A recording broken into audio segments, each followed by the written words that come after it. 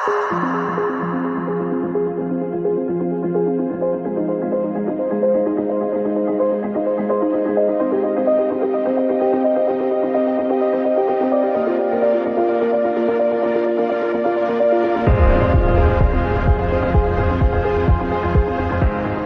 байцгаана уу, Бат Эрдэнэ гэдэг.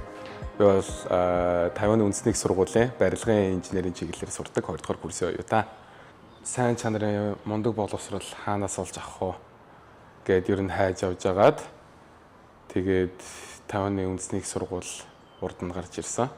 За тэгээд мэдээж шалгалт шүүлгэндээ бэлдээд янз бүрийн материалаа бэлдээд тэгээд өргөдлөө явуулахад нааг бол сургууль маань хүлээж авсан.